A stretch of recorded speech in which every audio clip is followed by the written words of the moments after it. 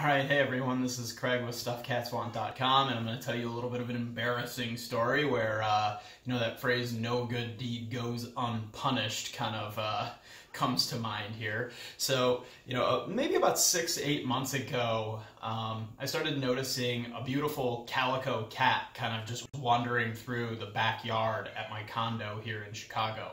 And, anytime you open the door or went remotely near her, she would immediately bolt off into the alley. She was clearly either, a super skittish cat that someone else owned, or much more than likely a feral or a stray cat, right? So I started, leaving a little food out there, and in a couple of minutes I'll kind of show you what's going on. And from time to time I would actually see from my bedroom window, I'd actually see her walk up and eat the food.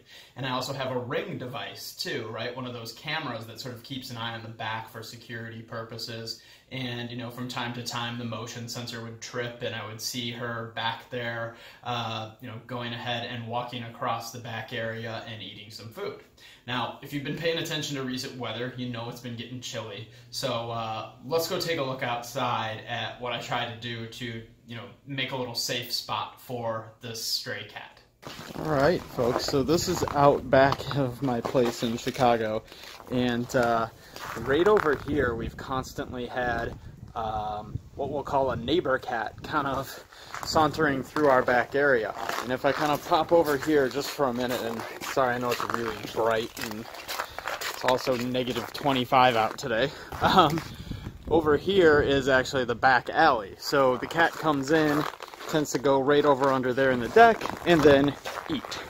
Right? So I've been leaving food out for it for quite some time, but because of the severe temperatures, I decided the other night that I would instead leave a trail of food right here down the stairs and put a nice, basically a box full of blankets, food, and all that kind of stuff for the cat to go ahead and spend some time in, because I was really actually very worried with the temperatures as they are. The wind chill today is supposed to get down to negative 45 here in Chicago. So anyway, now I'll tell you a little bit more about it. We'll go back inside for a moment. Alright, so what I had done is I'd just taken this Sterilite box here and I hastily cut a big hole in it.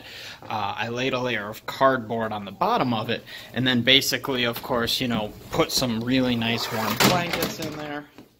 And then took another piece of cardboard, which created a little U-shape inside of it, right? So we got a little almost hut-like quality to keep it nice and tight and warm.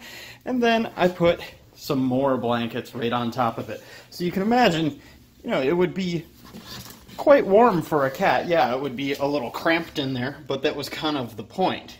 Right? Then I threw a nice bowl of food in there too. So when it was all set to go, it looked just like this. It was outside, and the first night I came out and checked on it, and most of the food was gone, and I thought, big thumbs up. Cat's coming, it's hanging out, wonderful.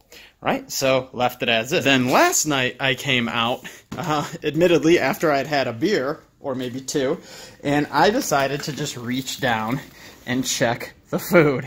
And I kid you not, the biggest brown rat I have ever seen ran right over my hand and basically right down over this way, and is probably still wrapped up in my patio furniture somewhere. But in the process, of course, I've had a little bit to drink. I basically fall over backward inside the house, and sorry if that made you dizzy. It did make me dizzy too. Scared the hell out of me. And then basically I kicked the box a few times, make sure there's no more rats in it, and I kind of realized I have, for the past few weeks, probably been feeding a neighbor rat instead of a neighbor cat.